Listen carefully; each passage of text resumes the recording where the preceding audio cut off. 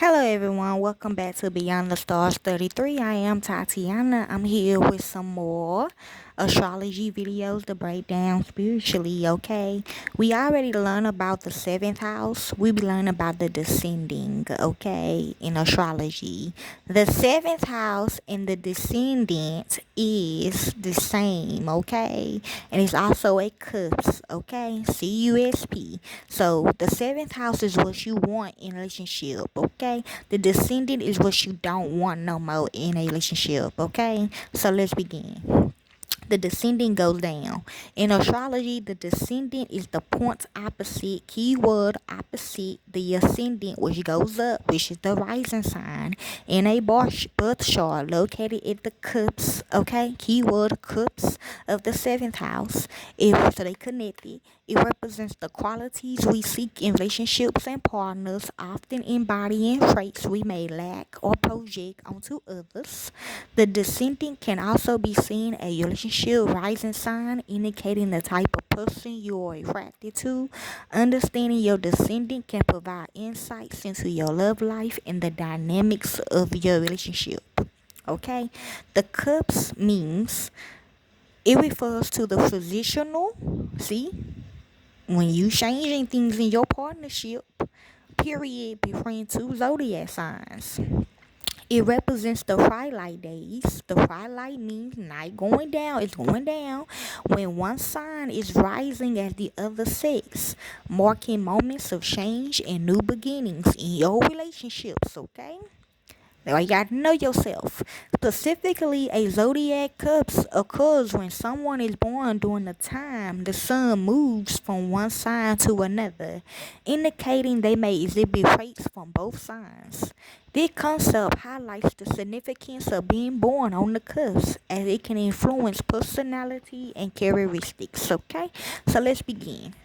The placement that was suggested to me was Taurus in Descendant, 7th house in Taurus, South Node in Scorpio, Venus in Libra, and Mars in Cancerian. So when I see these together, I feel like I'm getting two scenarios. One, your partner was never like that. What I'm getting is turning a hoe into a housewife, and that is possible because I used to be a hoe, and my husband turned me into a whole housewife. Like, he liked it that back in the day. He liked it that, okay? And I really did change. Like, I really changed from being a hoe. Well, people would say that if they didn't really know my situation, they would say, "Oh, you a hoe," without knowing my situation. But he really did turn me into. I mean, I turned my own self into a woman that I needed to be. But like, he married me though, and that is possible. And I do teach women that it is possible. Okay, they don't believe it, but I believe you can.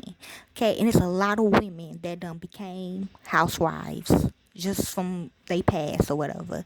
So I'm getting one scenario like that. Like, this person used to be a hoe, but they done change into like a woman, like a woman, like, you know. And then I get another scenario which they probably was a woman before, like they were doing that type of stuff for their husband or for anybody, you know what I'm saying? But they became a hoe, you know what I'm saying? Like, for an example, I had a son. I had two sons, okay, and they don't mind. They ex-wives, parents don't mind if I put this in here. They, they got married young though. You know what I'm saying? And like, they lost the taste of being married, okay? They wanted to try something different, my sons called him a hoe, okay? But I understand both sides, okay? I understand both sides, okay? Because you will get tired of being a married woman or man, okay? And that's why you got to talk to your partner. I mean, it's different for a woman, though. But a man, they don't really would do that. But, yeah, it's basically like that. Okay, so I mean, this is what I'm getting when I see those together. Okay, so we have Taurus in descendant. Okay, see, Taurus in descendant in their natal chart are often characterized by their desire for stability, security, and sensuality in relationships. They value loyalty, reliability, and material comfort, often seeking partners who can provide both emotional and financial security. See, it's in descending. They had that at first, okay?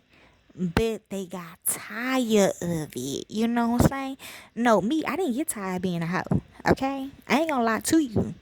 If I have to go back to being a hoe, I will. Okay? But I'm just saying, this is what the type person was like. They had the life, but they got tired of the life, and that is possible. I know some people like that. It is possible. Okay? So now we got the seventh house in Taurus. See, they had that life, okay? Having Taurus in the seventh house signifies a strong desire for stability, loyalty, and sensuality in partnerships. Yes, they want it back now, okay? Emphasizing the importance of committed and secure relationships, but they gotta focus on themselves now, okay? South Node in Scorpio. Okay, yes, South Node in Scorpio. Having the South Node in Scorpio indicates a deep connection to intense emotional experiences and transformative qualities from past life, shaping your current personality and life challenges. Scorpio, they mysterious, so they could be for the men. Okay, they get tired of living a certain lifestyle, so they do stuff behind the scenes. Could be like, I don't know, a gay man, okay? A man that's straight, but used to be straight, but he became gay. They could have had this in their placement, and I'm not mad because I had a husband like that. He became gay. Okay, I had somebody like that. So yeah, that could be that, or like like they were mysterious with certain stuff, what they wanted in their partnership. Maybe they wanted certain things, but they didn't never tell their husband that, or their husband or whoever just felt like, oh, I'm gonna give you what you said you needed, but that's not what they really needed, type shit. Like, they needed some other type of shit, you know what I'm saying, that person could not give. So you gotta look at that too. Okay, then we got Venus in Libra. Venus in Libra signifies emphasis on love, beauty, and harmony in relationships. Here are some key points about its meaning, okay? Yes, keys and all. Romantic idealism, social skills, creativity and friendship, empowerment and love, and a fraction on relationships. Okay, some people do get bored of their children. Okay, hey, I got a lot of books about stuff like this, okay? Some people do get bored of their children. I mean, I have Leo in my Lydia. I got Leo in my Lydia, and I ain't gonna lie, I get tired of my children sometimes, you know what I'm saying? Like, I don't want to deal with them. But that's part of me, though, you know what I'm saying? Like, I would say I don't have kids, you know?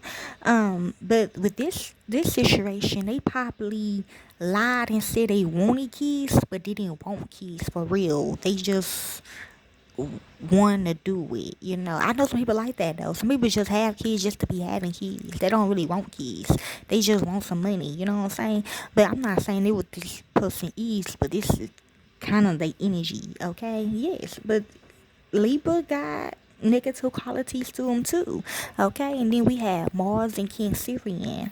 Mars and Cancer combines emotional sensitivity with a protective instinct, leading to a unique approach to ambition and conflict. And that's where the Taurus in the seventh house come in. Okay, cause like, well, I do need the basics to live, you know what I'm saying? So I'm gonna keep what I really want and need, what I really don't like, what I really don't need, secret and hidden, okay? Type stuff. So that's what I guess when I see these, okay? And hopefully it helps you all enjoy.